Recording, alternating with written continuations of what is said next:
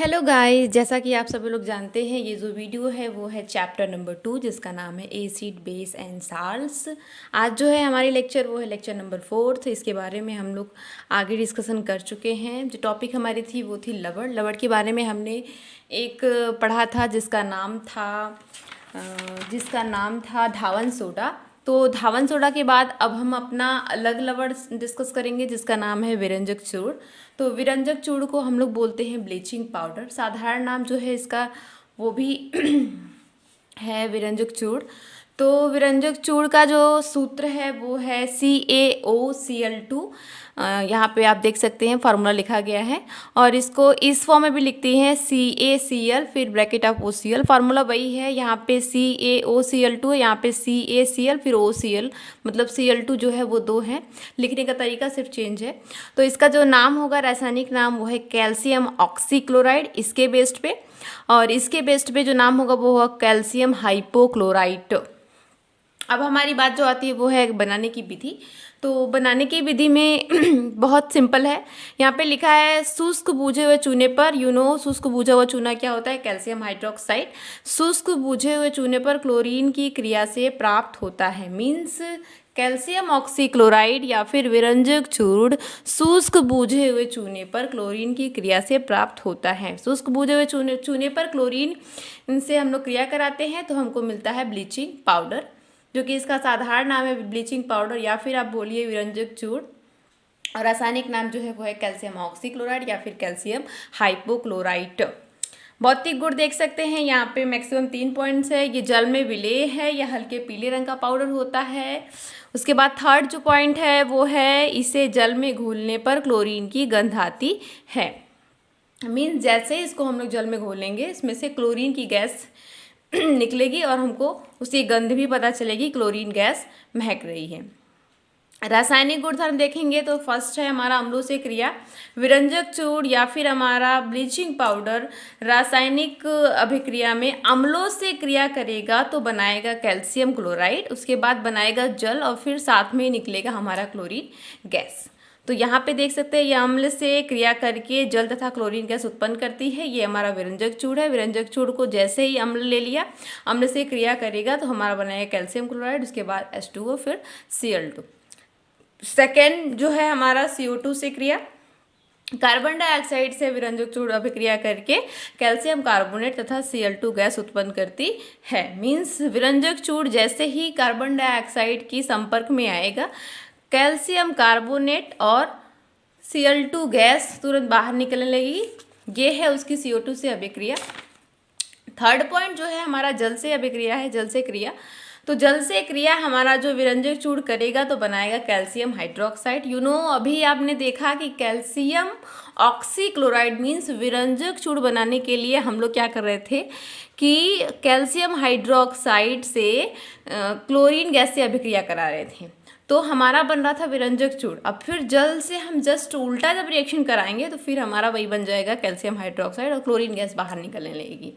उपयोग में देख सकते हैं, उपयोग जो है हमारा वो है फर्स्ट पेय जल को जीवाणु रहित बनाने में। मीन्स पीने के जल को हम लोग क्या करते हैं, जब गंदा हो जाता है उसमें ढेर सारे बैक्टीरिया वगैरह आ जाते हैं तो हम लोग उसमें क्या करते हैं, ब्लीचिंग पाउडर का छिड़काव करते हैं, जैसे हम लोग कुएं वगैरह में करते हैं। तो वो पानी जो होता है वो पीने योग्य हो जाता है। सेकेंड है ऑक्सीकारक के रूप में ब्लीचिंग पाउडर बहुत ही अच्छा ऑक्सीकारक है। थर्ड है क्लोरोफॉर्म बनाने में। क्लोरोफॉर्म एक प्रकार की गैस होती है जो निश्चेतक गैस है, इसको बनाने में भी ब्लीचिंग पाउडर का यूज़ होता है। फोर्थ पॉइंट है वो है चीनी को सफ़ेद करने में। ये काफ़ी मस्त पॉइंट है, अच्छा पॉइंट है चीनी को सफ़ेद करने में। तो चीनी प्योर रूप से सफ़ेद नहीं होती है, उसको सफ़ेद करने के लिए हम लोग ब्लीचिंग पाउडर का यूज़ करते हैं, उसकी वजह से हमारी चीनी वाइट कलर की हो जाती है।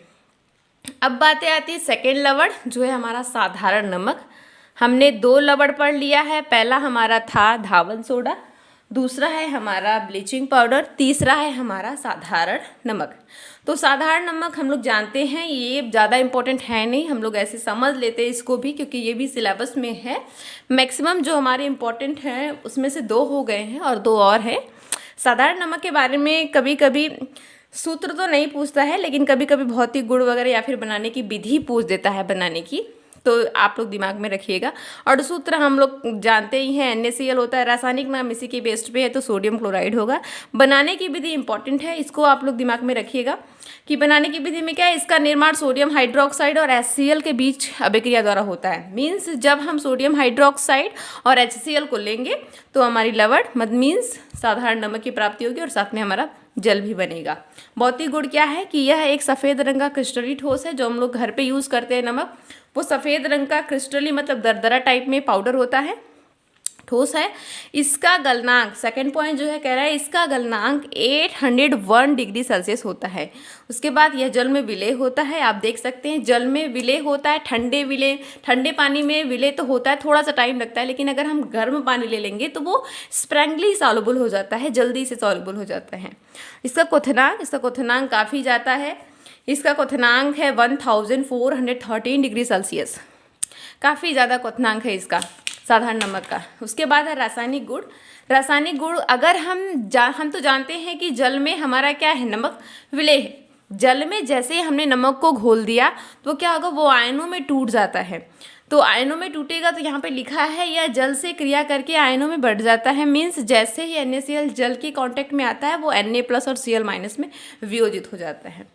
उसके बाद सेकेंड पॉइंट जो है ये इंपॉर्टेंट है, यह केवल उच्च तापमान पर विघटित होकर सोडियम डाइसोडियम ऑक्साइड और HCl के जहरीले धुएं का उत्पादन करता है।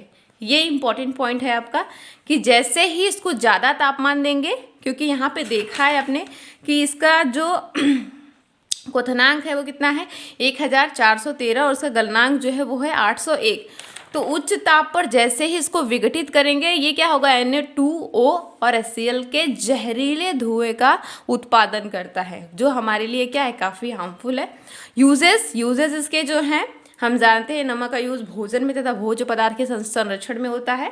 भोजन में तो यूज़ करते हैं और भी खाने वाली जो चीज़ें होती हैं उसमें भी नमक का यूज़ होता है। सेकंड जो है वो मार्गों पर बड़े बर्फ़ को पिघलाकर हटाने के लिए भी NaCl का भारी मात्रा में उपयोग किया जाता है। ढेर सारे बड़े बड़े पत्थर होते हैं बर्फ़ के, तो उसको हटाने के लिए हम लोग क्या करते हैं, हम लोग नमक डालते हैं भारी मात्रा में, तो हमारा तुरंत वो पत्थर बर्फ़ का गल जाता है, जिसकी वजह से हमको मार्ग जो है वो साफ दिखाई देने लगते हैं। थर्ड पॉइंट जो है वो है सोडियम और क्लोरीन के यौगिक के निर्माण के लिए NaCl सबसे बड़ा स्रोत है। जैसे सोडियम का कोई यौगिक हो गया या फिर क्लोरीन का कोई यौगिक, तो सोडियम और क्लोरीन के निर्माण के लिए भी NaCl का सबसे बड़ा स्रोत होता है। तो आज के लिए सिर्फ इतना ही। आज हम लोग 2 लवण के बारे में डिस्कस किए हैं। आने वाले लेक्चर में 2 लवण और आपका रह जाएगा, उसके बाद नियर अबाउट आपकी टॉपिक जो है एंड हो जाएगी। फिर क्वेश्चंस हम सॉल्व करेंगे। अगर आपको कोई डाउट हो तो प्लीज़ फीडबैक दीजिएगा, मैं उसका रिप्लाई देने का ज़रूर प्रयास करूँगी। आज के लिए सिर्फ इतना ही।